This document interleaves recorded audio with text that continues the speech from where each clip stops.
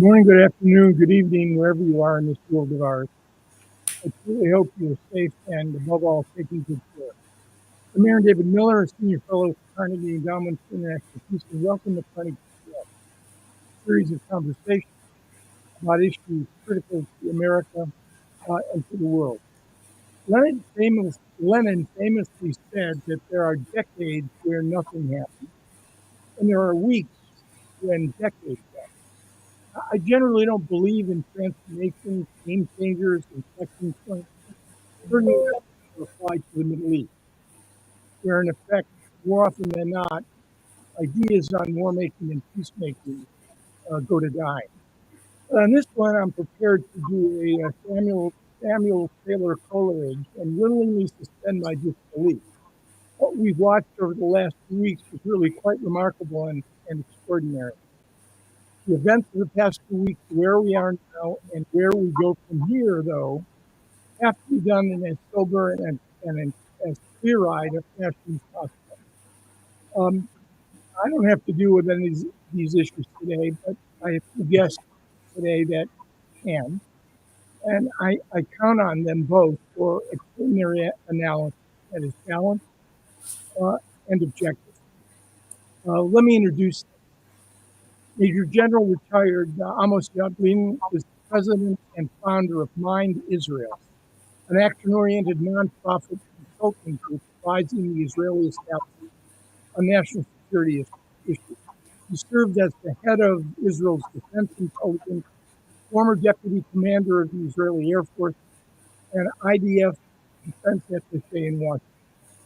Kareem Sedgefur, my friend and colleague at Carnegie, is a senior fellow here where he focuses on Iran, U.S. foreign policy in the Middle East. I count on Kareem always for the most insightful, nuanced, and perceptive analysis, not just on Iran, but in the broader Middle East. So, Amos, first of all, welcome, Amos and Kareem, to you, to Carnegie Connects. Amos, let me ask you a very simple question. Why now? Was this a war of necessity or a war of choice? It was a preemptive war to prevent Iran destroying Israel. We saw two advancements in the Iranian weapons. One, on the nuclear issue.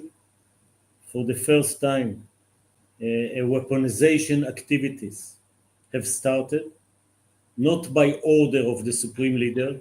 He haven't changed the fatwa yet, but bottom up, a lot of activities were done, basically towards going to the Supreme Leader and ask to change the fatwa that we never believe that this is serious. And second, a plan to produce another 6,000 ballistic missiles in the coming 2 years.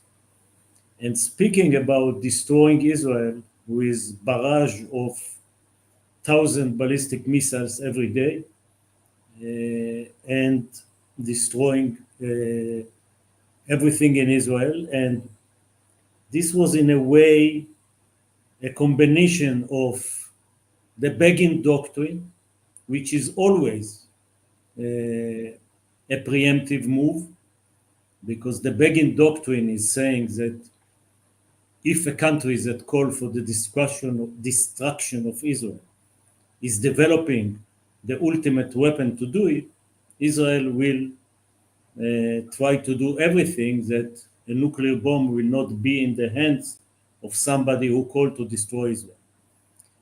And also the 7th of October. 7th of October was the conventional version of destroying Israel. And Iran was behind it with all its proxies, Hamas, Hezbollah, the Houthis, the Shia militia in Iraq, the Assad regime. And it was about time to go to the head of the octopus. And remind you that Iran launched hundreds of ballistic missiles, cruise missiles, drones, in April 2024 and in October. So this was really a preemptive, strategic preemptive. You can call it war, you can call it a campaign, but it was needed and right in time before it's too late. Yeah. Let me quote from something you wrote in the New York Times. You write that Iran was swiftly approaching the threshold of an unstoppable weaponized nuclear capacity. I just want to drill down on that a bit. Former Israeli Prime Minister Ehud Barak talked about a zone of immunity in which the Israelis, not the Americans necessarily, the Israelis would not be in a position to fundamentally degrade or destroy Iran's nuclear weapons aspirations or ability.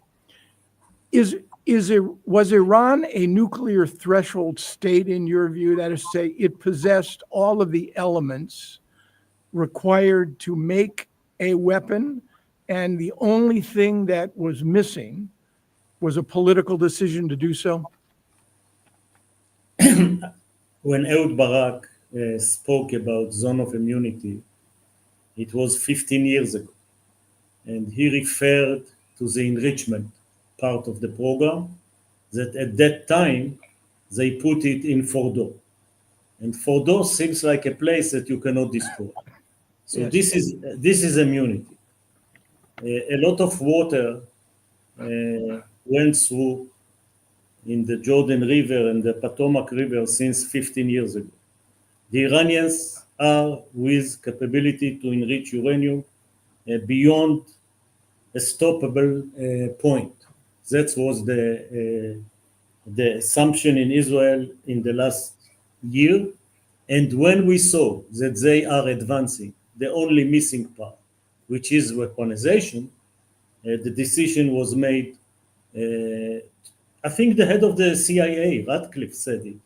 They were like a football a player in front of the goal and the no goaler, and they only have to kick the ball. So Israel will not allow it to happen. One last question before we go to Kareem to talk about the Iranian response to you, Amos. The Israeli activities of the last 2 weeks were a necessary component of an effort to degrade and or destroy or set back, whatever term you want to use, the nuclear program. It was a necessary component, but it wasn't sufficient.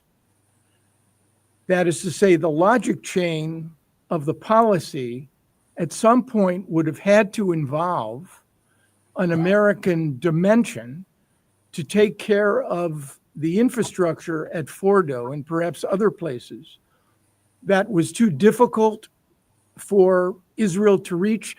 Do you agree with that notion that the Israeli campaign was necessary but not sufficient, and the U.S. would have had to step in to complete or at least add to what you had done? No, I think it is always better when the US is joining force with us. But the idea was to create such a military success, maybe without Fordo, that will force and will set the conditions to reach a political goal with a much better agreement than the Trump administration tried to achieve in the 60 days of the deadline that they gave to the negotiation. Yeah. Nobody thought that it will be all the elements of the Iranian nuclear program will be stopped.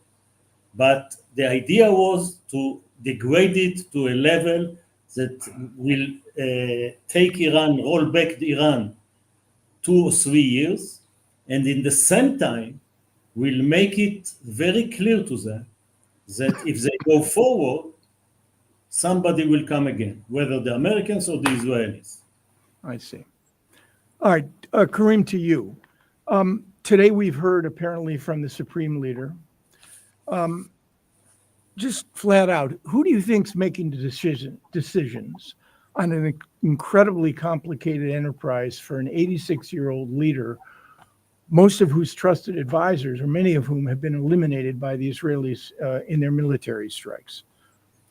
I think it still appears that the supreme leader is steering the ship. It wasn't quite clear until this morning when he gave that speech. And you know what was evident from that speech is a reflection of what we've seen from him over his 4-decade reign from 1989 to the present, which is he believes that his ideology is critical to his survival and the survival of the regime, whereas I think most Iranians would argue that their ideology imperils the survival of the regime. And the reason why I think this is important is that Khamenei is obsessed with the collapse of the Soviet Union, and he believed that happened because Gorbachev tried to reform the Soviet Union. And so we call men like Khamenei hardliners. They call themselves principalists. And what that means is that they are loyal to the principles of the revolution. In my view, you can distill those down to 3 things now: death to America, death to Israel, and the hijab. And what I believe we've seen over the last 3 years is that, one of those principles, the mandatory hijab, they killed a woman in custody, Mahsa Amini, that triggered a year-long protest which imperiled the regime's survival. Now, this hostility, in my view, gratuitous hostility toward America and Israel, have led to this ruinous war. And so now you paint if you paint a portrait of where Khamenei is now in his life, as you said, 86, he should be playing with his great-grandchildren. Instead, he's leading this 3-front war against the greatest superpower in the world, greatest military power in the Middle East, and his own people. Right. He's ruling what I call a Swiss cheese regime. It's a regime which has been thoroughly penetrated by Israeli intelligence. He doesn't control his own airspace. His regional proxies have been decimated. A nuclear program which he spent upwards of perhaps $500 billion on, when you consider sunk costs and then opportunity cost sanctions and penalties, has been significantly damaged. And yet, despite all of that, as we saw today, his speech was as if nothing happened. He declared victory. He congratulated the Iranian people for that. And to go back, and I'll conclude here, to your original question to Amos, was this a war of choice or war of necessity? In my view, the Iran's antipathy toward Israel has been a war of choice. Didn't have to be like this. In my view, the 2 countries are more natural partners than they are adversaries. Israel is a tech power. Iran is an energy power. They could have good compatible relationship as they did before the revolution. So it's been a war of choice for Iran. Well, I do think this was a battle of choice for Israel. When they chose this battle was a choice, and this battle has perhaps been concluded for now, but the war unfortunately will certainly persist so long as this supreme leader is in power. Right. Let me follow up on one point, Karim. You've come up with really very critically important insights in shaping my view of this problem. And you've argued that even the most extreme revolutionary, the day after the revolution, essentially becomes a conservative. And the conservation is to preserve the revolution, which sometimes requires tactical compromises or retreats. Looking at how Iran has responded to Israel over the last 2 weeks and how they responded to the administration strike, June 22nd, 23rd,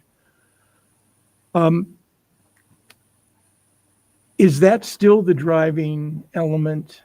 Redeem Iran's honor, but above all, preserve the structure of the regime.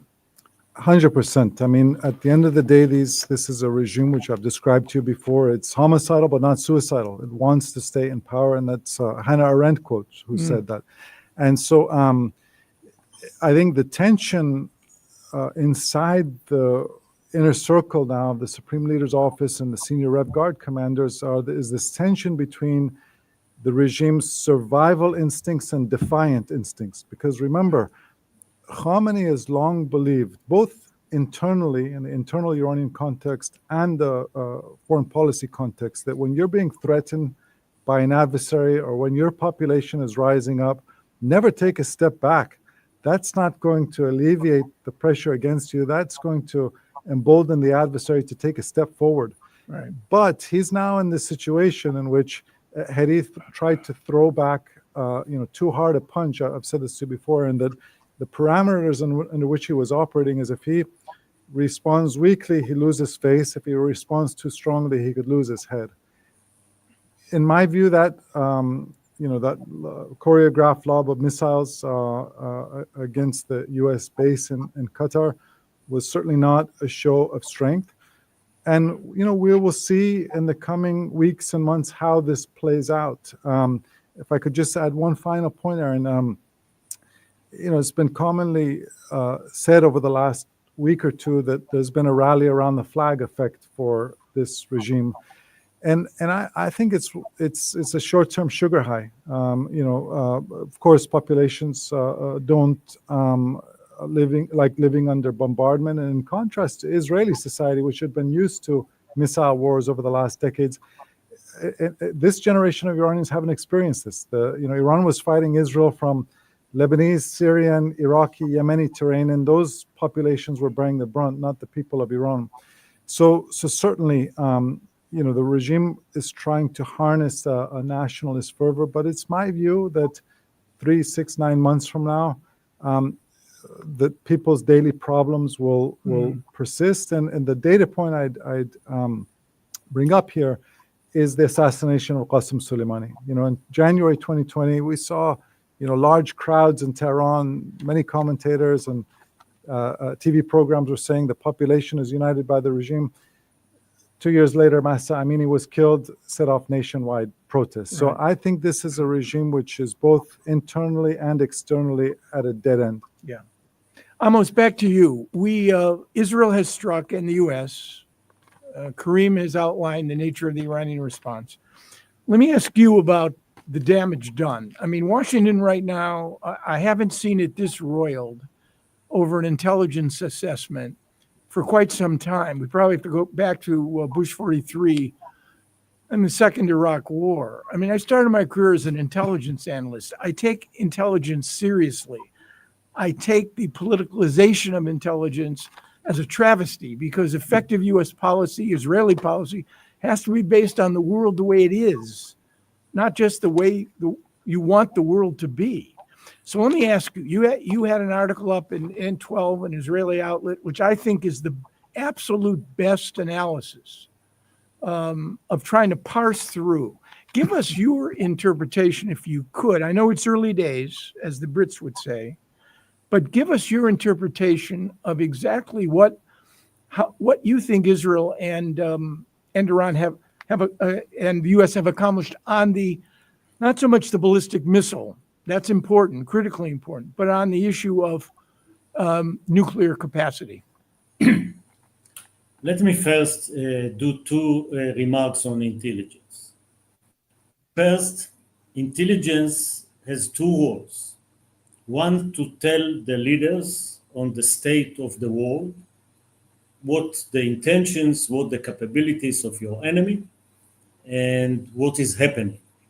And second, to make sure that you have the right target to decide the war.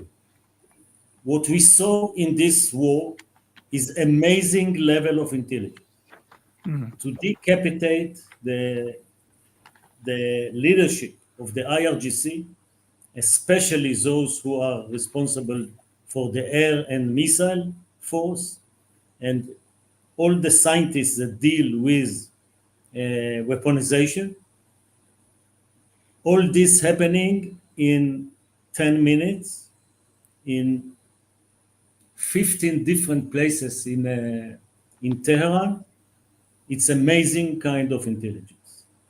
And so are the destruction of the air defense of Iran, close to 100 ground-to-air batteries, and so destruction of many ballistic missile launchers in Iran. So this is intelligence for winning a war, and the capability to connect firepower to this intelligence, I think is unique in the world. Second, about intelligence. We saw assessment during the last 20 years about the Iranian reaction to any attack on its nuclear sites. There will be World War III. There will be regional war. All the American bases in the Gulf, in Qatar, in Bahrain, in UAE will be attacked. They will close the Strait of Hormuz. A wave of terrorism all over the place. So all these alarmists that basically paralyzed the American military should look back to their assessment. And now to your question. The political discussion in the U.S. about Fordo has to do with political positions. Those who Right. are oppose the war, oppose the president, are saying that he haven't achieved a lot. And the president, of course, and the Secretary of Defense are saying that it's a wonderful attack. But with all due respect to Fordo, the nuclear program of Iran consists on about 20 sites, which Fordo is one of them. The policy, the insurance policy, because it was under immunity in a way. But there are other places, not less important. Natanz is one of them, Isfahan is one of them. Scientists, organizations, archives, all kind of places that create a nuclear project towards a bomb. And most of it was destroyed. Most of it. We don't know exactly what happened in Fordo, because the whole idea is that there is a penetration bomb that go into a mountain, when in the mountain there are tunnels and centrifuges and enriched uranium. Whether it's collapsed or not, nobody got there yet. The satellites are showing 6 very good heating. I know the place. It's the ventilation tubes of Fordo. And I hope it done the work, but we don't know, and we will not know in the because BDA is another intelligence process. You fuse satellite photos with human, with SIGINT, with cyber, with all the intelligence sensors. And sooner or later, we'll know what happened to Fordo. But whether we move them a year backward, 2 years backward, my personal assessment, or 3 years backward, it's not that important. What is important is the future. Exactly. Are we together, America, the U.S., create conditions for a much better deal? Or if there is no deal, can we enforce the fact that they will not go forward? Because if one last sentence on intelligence, if I were the supreme leader, intelligence officer 2 years ago, I basically told him, you see, the Americans have the capability to destroy our nuclear program, but they don't have the will. The Israelis have the will, they don't have the capability. Now he knows that the Americans sometimes has the will and Israel has the capabilities. Yeah. All right, so let's move forward. Kareem, simple question. Do you believe that what's happened over the last 3 weeks will harden the Supreme Leader and the IRGC position on the negotiations that the Trump administration maintained through 5 rounds? Or will it create additional flexibility? There's a separate question for the Americans as to what they intend to put on the table. But do you think the Iranians are interested right now and capable of a negotiation that would lead to a more durable, not just cessation of hostilities, ceasefire, cessation of hostilities, and then an agreement? Well, let me repeat something I've shared with you before, Aaron, which is over the last 46 years, we can probably count on two fingers the number of times the Islamic Republic is compromised, and the conditions are clear. They feel existential economic pressure, credible military threat, they face a united diplomatic front, and they're provided what I would describe as kind of a face-saving diplomatic exit. Those three conditions arguably exist right now, in that there is certainly a credible military threat. There's perhaps not yet existential economic angst, but that's a screw that the U.S. can turn. And they've been broadly isolated. You know, their friends haven't really stuck up for them. What is not clear to me, and so it's difficult for me to answer how the Iranian will respond if it's not clear what our end game is here in the United States. And it's not clear to me whether it's, and President Trump, it's clear what his end game is, because when he publicly talks about this, he takes very different positions, from unconditional surrender to regime change, make Iran great again. And I think that the short answer is that you know, their disposition will in some part depend on our disposition. The concern I have is that the takeaway from not necessarily the leader, because I'm going to contradict myself in saying that I do think he's steering the ship, but I don't think the decision whether or not to go nuclear ultimately is going to be driven by him. I think it's going to be the military and the Rev Guard commanders. And whereas perhaps a lot of Iranian society, their takeaway from this is that this revolutionary ideology and radicalism has led us to economic ruin and isolation, it could well be that the takeaway from those senior Rev Guard commanders is that our mistake wasn't having a nuclear program. Our mistake wasn't more rapidly acquiring a nuclear weapon.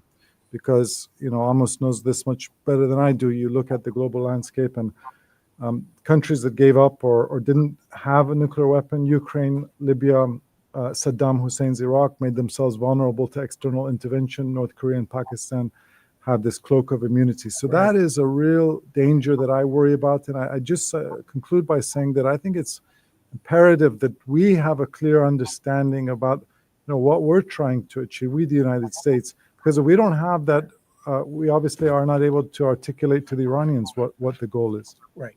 I mean, most negotiations succeed when you have two parties who are willing and able. And by the way, as Amos well knows, this is not just a bilateral negotiation. There's a third party here, which is Israel. Usually negotiations work when there's a balance of interests, when there's a measure of urgency, and whether there's some sort of deal or framework that both sides can agree on. And the stumbling block has been the Iranians insist on the right to enrich on Iranian soil. The administration's position has been zero enrichment. And I don't want to speak for Amos, but I suspect, Amos, that after the last 3 weeks, zero enrichment was likely to be the position of the government of Israel. So if that's the case, what are the prospects for a serious negotiation that tries to reflect a balance of interest? I don't think the Trump administration or the government of Israel is interested in a balance of interest. I think they're interested basically in capitalizing on the leverage. And I understand why. Iran doesn't need a nuclear weapon and shouldn't have one. It's a terrible regime. But we have what we have. So back to you, Amos. If in the likely event, I hate making predictions, that you don't have a comprehensive agreement to deal with the Iranian nuclear issue, you intimated what the alternative is going to be. So what is the alternative, Amos? No agreement. What does the future look like? I hope regime change.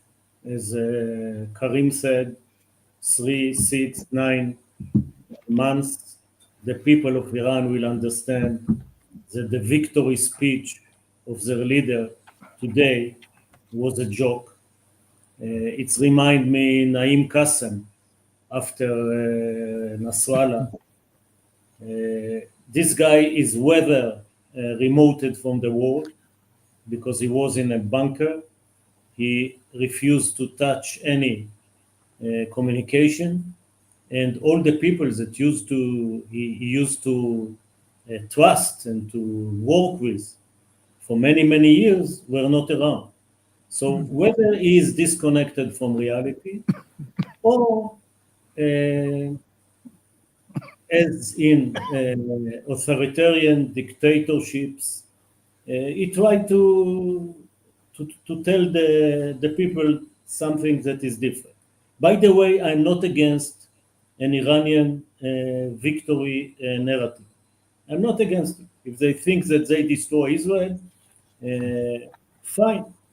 If it will help to make a reasonable deal because they won the war, fine. But you asked me a different question. Whether there is no deal. If regime change is not working and the regime is trying to rebuild the nuclear project, I think Israel and the U.S. have to put red lines and enforce the red lines, very much like we are doing vis-a-vis Hezbollah in the north. There is a UN Security Council resolution 1701. The Lebanese army should implement it, that Hezbollah will not be south of the Litani River and will not smuggle weapons from Iran and will not produce weapons in Lebanon. And if the Lebanese army is not doing the job, the IDF is doing the job, and the US is supporting it. And this is the Biden administration with Trump that now become partner to Netanyahu on making the possibility of Iran rebuilding the nuclear program not happening. It was his last sentence in the NATO summit, because he moved himself from being 100% with Israel towards some kind of mediator during when he enforced the ceasefire. But after saying everything about the ceasefire and make Iran great again, he have made it very clear that the baseline is there is no nuclear program in Iran if it is not under the golden standard. You know, on the other side of the Persian Gulf, they are building now a nuclear reactors in the UAE, and they are using the golden standard. And that's the 120. You're right. That's the 123 agreement of the Atomic Energy Act of the early 50s. No control of their own fuel cycle. It is the gold standard. And I think even an international consortium on Iranian soil, or maybe islands that they took from the UAE, international consortiums that will make sure that the uranium is going to develop, to produce energy for power and not nuclear bomb is a reasonable and acceptable deal. Right. You know, since both of you know that the Middle East more often than not produces gray outcomes rather than black or white outcomes, what do you think about this? We've lived since 2018, since the Trump administration's withdrawal from the flawed, but I would argue functional JCPOA, we've lived in a situation, yes, Iran and Israel have struck one another twice each, but we lived in a situation up until now where there was no peace and there was no, as Amos pointed out, major regional war. Is it plausible to both of you that in the period ahead, no deal on one hand, no regime change on the other, that what is likely perhaps to unfold is this no war? In fact, Kareem, before you actually may have mentioned this notion, and that may be the preference for the regime right now. So first to you, Kareem, is it plausible? I think it is plausible a scenario whereby there's no war and no deal and it's stasis, but it will also depend on the coming weeks, the extent to which Iran is willing or unwilling to cooperate with the IAEA. I mean, Amos can speak to this much better than I can, but if it becomes a scenario whereby it appears that, and the Iranian parliament, which is a rubber stamp parliament, but the speaker of the parliament, Ghalibaf, is close to Khamenei's son Mojtaba, so this is where these edicts come from.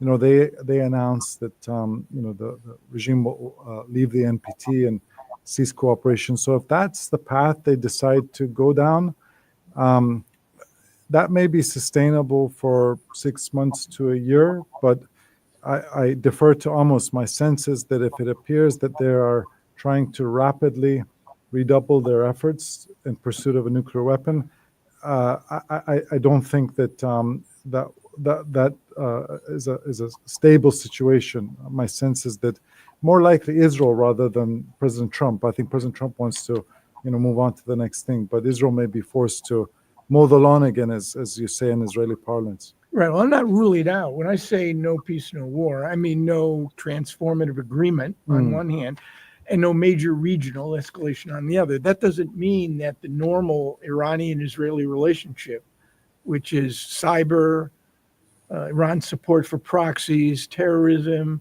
and even Israeli strikes, might not continue off and on.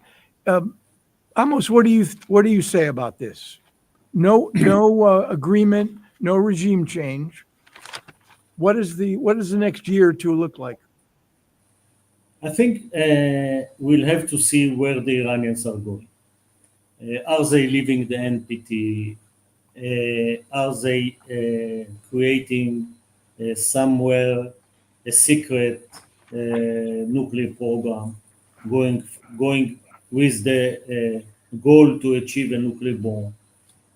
Or they are investing in their traditional source of power, which are two: the proxies on one hand and the ballistic missile on the other. So now they have to, since the proxies were destroyed, the ballistic missiles half destroyed, the nuclear 80% destroyed, and Iran is under sanctions. And they have to decide what are the priorities. So as long as the priorities are those that are not a red line, we can go back to the previous behavior, the shadow war, the war under the table. But I think the U.S. is very important.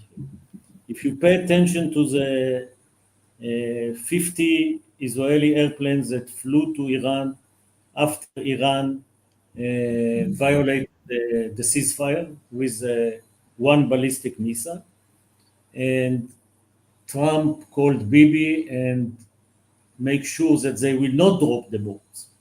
So the U.S. position here, whether they will go together with Israel on the new enforcement policy, or as Khalil said, Trump will move to the next issue, and after celebrating his success, he will not be interested anymore. It's two different course of action or scenarios. In Israel, they feel that they reach air superiority over Iran that will be kept for a long time, until Iran will rebuild itself. And at least the enforcement is not operationally so difficult in the coming year or two. Yeah. And beyond year or two, I'm not ready yet to predict. Well, you're a wise man, Amos. We started a few minutes late, so I want to keep you both for a couple more minutes. On the issue of regime change, thinking about the Middle East in the last 15, 20 years or longer, you could basically argue that there were three models. Egypt, Tunisia, in which large numbers of Egyptians and Tunisians took to the streets. Security services either were unwilling or unable. And the military in Egypt eased Mubarak out of power. That's one. Second is what happened in December. You have HTS, Hayat Tahrir al-Sham, a former Al-Qaeda affiliate with governing experience in Idlib, but a coherent force backed by the Turks, surging into Damascus, and in 10 days, the Assad regime was gone. Then the third is George W. Bush. You invade Iraq, you depose its you find, try, execute Saddam Hussein. So do any of these seem relevant to the Iranian experience, Kareem? And one additional point. We assume somehow, or maybe the Israelis do, Amos, I'm not sure you would, assume that regime change is going to produce a government more aligned with U.S., Western, Israeli style, character. That's not the only possibility. It may not be the most realistic possibility, but Kareem, to you first on this. Yeah, let me make a few brief points. One, I first recommend to everyone a wonderful book by a scholar called Jack Goldstone. It's just a short history of revolutions. I've learned a lot from it. And what Goldstone says in the book, he evokes a wonderful metaphor, which he says revolutions are like earthquakes. We know which countries are very seismic and they have a lot of fault lines. But you can never predict when an earthquake exactly is going to happen. Likewise, you can't predict exactly when a revolution is going to happen.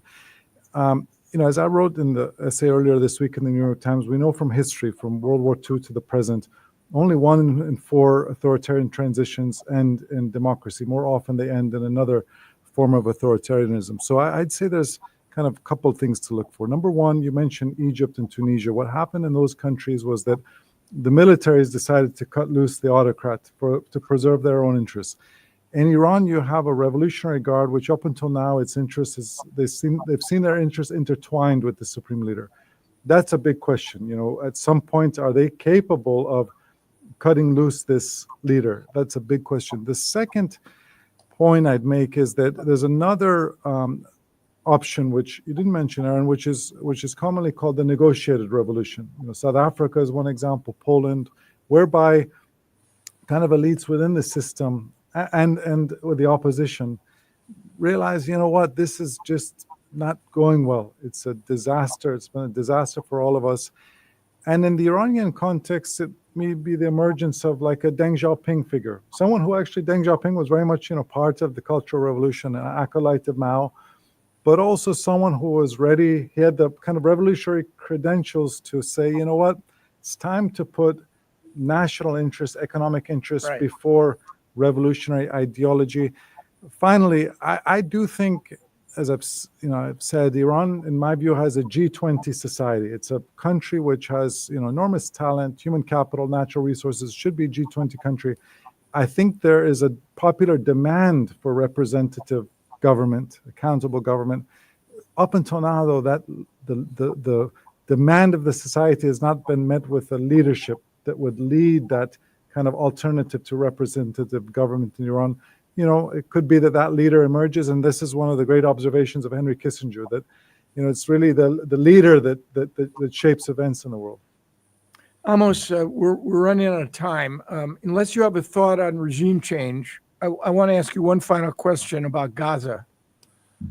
Do you think that from a political point of view in Israel, probably the Trump administration, that's probably going to push harder for an end to this war, that what's happened in the last 3 weeks has increased the possibility of an end to the war, the release of hostages, living and dead, and a better future for 2.3 million Palestinians who have suffered long enough over the course of the last year and a half.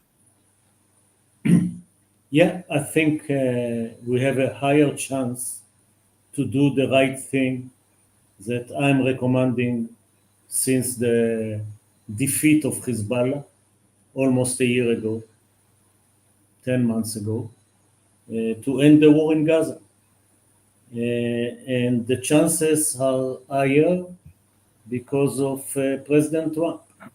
It seems to me that he wants to end the war, and he now has a leverage vis-a-vis the prime minister because he helped him on Iran. And today he tried to help him on his trial, asking the Israelis to release Netanyahu from the trial. And I think the pressure is happening as we speak. And Netanyahu why he haven't stopped the war in Gaza, among other things, because his government was politically under danger of the two right-wingers, Ben-Gvir and Smotrich, leaving the government. Netanyahu is contemplating about election, taking advantage of the big victory against Iran and Hezbollah and Syria, and doing a deal will also help him with bring back the hostages. Yes, the right-wingers will leave his government, but he will, if he goes to election, he doesn't care about. So let's hope that my analysis is going to happen, because we need to end the war in Gaza. Israel defense doctrine is calling for short wars and, if possible, decisive outcomes. This is exactly not Gaza. And this war is making damage to Israel in the last 6 months. It's time to finish it. Yeah. That's going to require a better Middle East, a better future in this region is going to require something that's been sadly lacking, which is leadership everywhere among Palestinians, in Israel, in Iran, in the Gulf, and of course, in Washington. Amos Jadlin, Karim Sajapur, I want to thank you. Once again, you've exceeded my expectations in 45 to 50 minutes. Probably the best analysis of Iranian and Israeli objectives and costs and consequences of what we've seen over the last 2 to 3 weeks. So thank you so much for participating. Until the next time, actually next Tuesday, we'll gather again with Karim and General David Petraeus for another, I think will be a terrific conversation. Send me a note. Thank you all, for sure. Thanks again, Amos and Karim. Thank you to both. Good night.